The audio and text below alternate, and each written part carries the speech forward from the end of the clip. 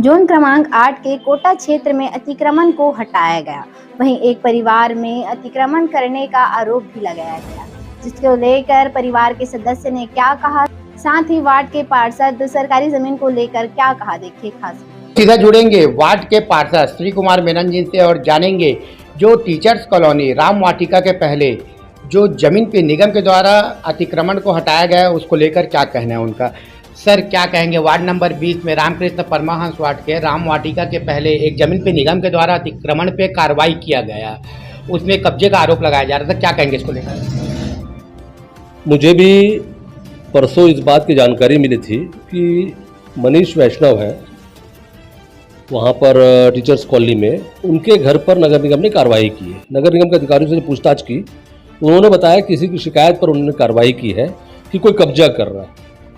कल मैं मनीष वैष्णव जी के यहाँ गया था, पूरे मोहल्ले के लोग वहाँ इकट्ठा थे, पूरे आसपास के लोग, वहाँ के नागरिक सब इकट्ठा थे, उन सबसे चर्चा करी।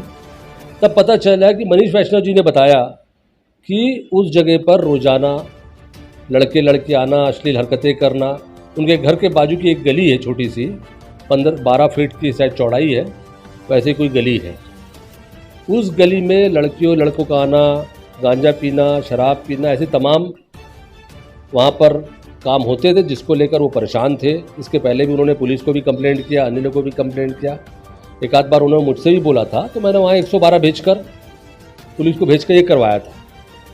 तो उनका कहना यह था कि मैंने उसको, उस जगह को, आने जाने के रास्ते को सामने और पीछे दोनों बंद करा दिया है। और जो जाने पर देखने को भी मिला कि आगे पीछे बंद था, ना उस जगह में उनके घर जाने का कोई रास्ता है ना कुछ है, वो टोटल बंद था। वहाँ उन्होंने एक बात और कही कि उस दीवार पर कोई राजेश सिंह के नाम पे मोबाइल नंबर भी लिखा हुआ है।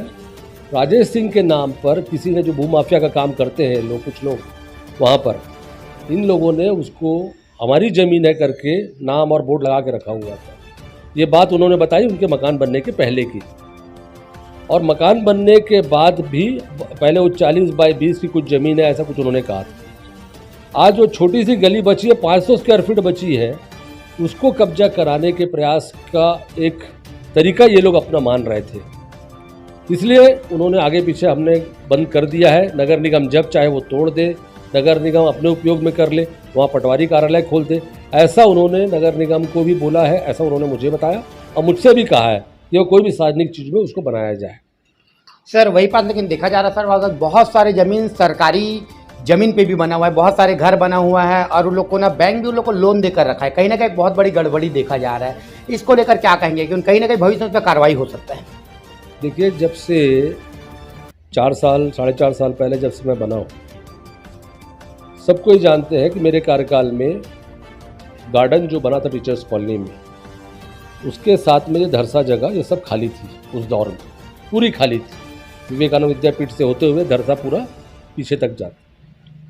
2009 के बाद स्थिति ये बनी कि गार्डन के साथ साथ अशोकनगर का जो हमारा वार्ड नंबर 19 है, जो अभी उस समय मेरी वार्ड में आता था, मैंने उधर भी सीमांकन कराया था। वहाँ पर भी वही स्थिति बनी। 9 से लेकर उसके बाद के 18 तक के पूरा वहाँ पर जितनी सरकारी ज़मीन थी मैक्सिमम को बेच दिया गया, जिसमें शमशान घाट की भी ज़मीन।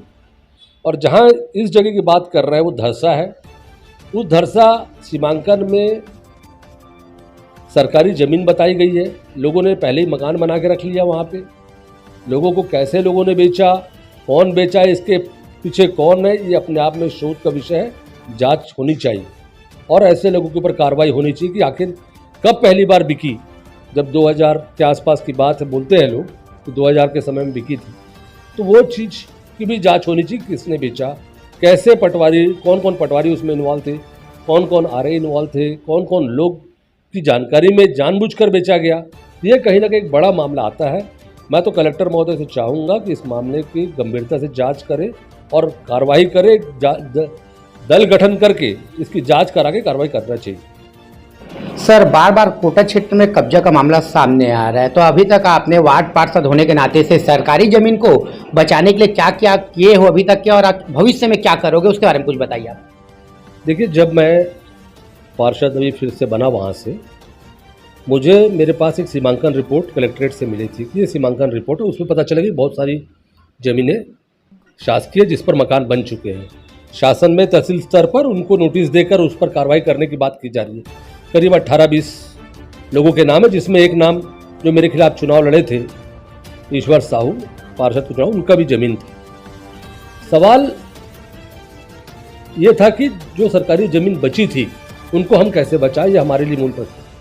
तो मैंने यही प्रयास किया कि जितनी सरकारी ज़मीन मेरे समय में बची थी, मेरे समय में मिली थी, उन सभी जगहों पर किसी में हमने साहू समाज का भवन बनवाया, किसी में हमने कुर्मी समाज का भवन, जो ये लोग समाज के लोग लगातार प्रयास कर रहे थे। साहू समाज का भवन की जगह मिल गई, लेकिन उसमें कई प्रकार से अड़ंगे यही माफिया लोग लगवा रहे हैं अपने तरीके से।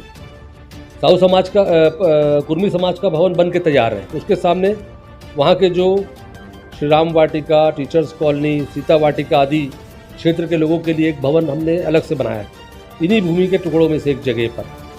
इसके अलावा हनुमान मंदिर है, हनुमान मंदिर के सामने में एक बड़ा भवन लोगों के लिए जो कम से कम 20 साल से पेंडिंग था, वो भी बनवा दिया गया। हनुमान मंदिर के सामने में एक जगह कोई गुप्ता करके आदमी अपनी बताता था, उस जगह पर वो बनाने का प्रयास किया, उस काम को रुकवाया गया। वहाँ पर हमने अभी आंगनबाड़ी बनाने का स्वीकृति करा दी, काम चालू होने वाला है। हफ्ता 15 दिन के अंदर, महीने के अंदर काम चालू हो जाएगा।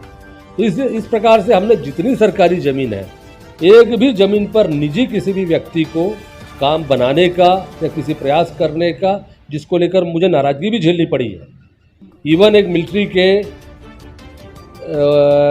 एक साथी थे, हालांकि बाद में सीधी बात करते हैं घर के रहवासियों से। मैडम, आप पर आरोप लगाया गया है कि सरकारी ज़मीन पर कब्जा की गई है, उसके बारे में आप क्या कहेंगे? मैडम, मैं तो इतना कहना चाहूँगी कि हम लोग सिर्फ अपनी सुरक्षा के लिए किया गया है ये, क्योंकि अगर हमको मान लो घेरना रहता, कब्जा करना रहता, तो हम अंदर से एक रास्ता बनाते। आप देखेंगे कि दोनों तरफ दीवार बनाया गया था, क्योंकि यहाँ पे असामाजिक तत्व जो आते हैं वो गाली गलौज करते हैं, और लेडीज़ें क्या है दोपहर में अकेली हो जाती है। और फिर मेरे हस्बैंड ऐसे ही कि टूरिंग जॉब वाले हैं, और अंधेरा इतना हो जाता है लास्ट में कि मतलब हम बाहर भी निकल नहीं पाते हैं, और डर भी लगता है, बच्चे छोटे छोटे हैं। इस वजह से हमने जो अच्छा लगा हमने किया कि हम इसको आजू बाजू से घेर लेते ताकि वहाँ कोई घुस ना सके करके। बाकी ऐसा मतलब हम लोगों को लेना कोई उद्देश्य नहीं था ज़मीन को कब्जा करना।